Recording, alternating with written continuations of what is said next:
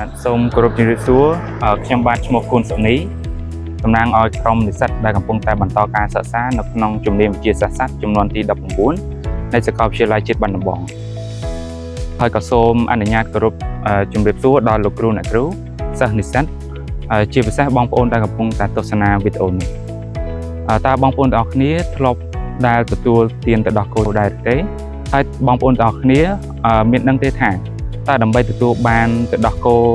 ដែលបងប្អូនទាំងអស់គ្នាទទួលទានគេត្រូវឆ្លងកាត់ដំណាក់កាលអ្វីខ្លះអញ្ចឹងថ្ងៃនេះដែរខ្ញុំមានសេចក្តីរីករាយណាស់ដែលបានចុះមកកសិដ្ឋានគិរីសួរផ្ទាល់ដើម្បីផ្ដិតយករូបភាពពាក់ព័ន្ធជាមួយនឹងដំណើរការនៃការផលិតទៅដោះគោស្រស់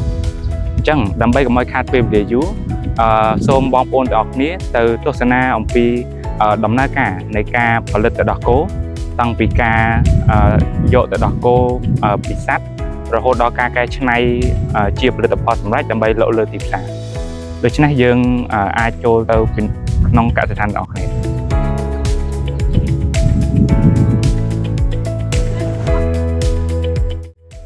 កសិដ្ឋានគិរីសួរមានទីតាំងស្ថិតនៅក្នុងភូមិអភាសាំងឃុំកណ្ដឹងស្រុកបាទីខេត្តតាកែវ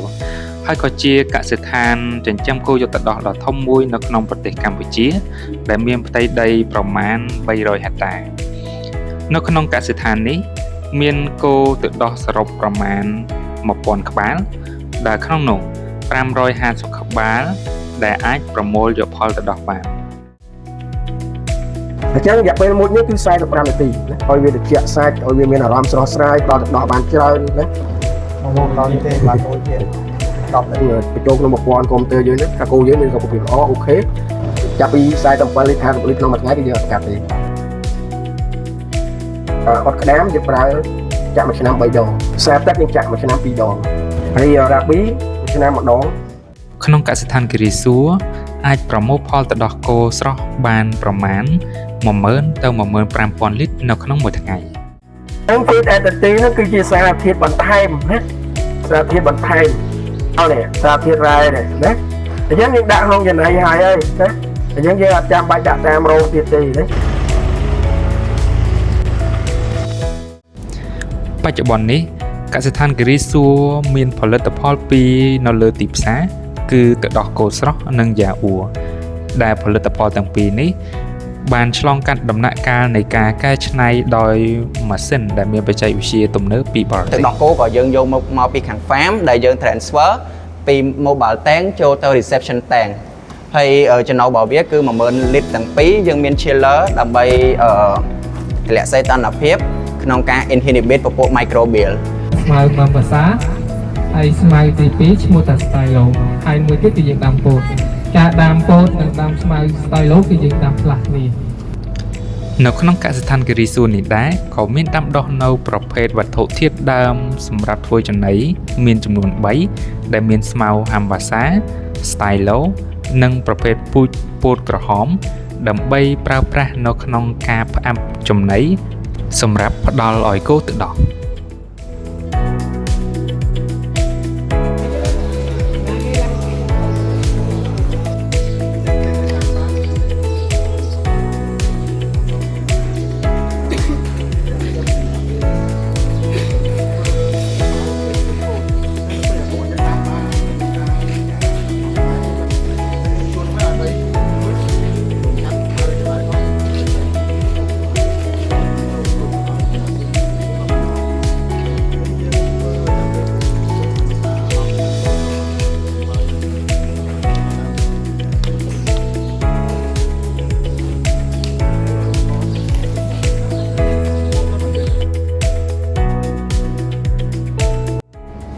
សរុបមកវិញ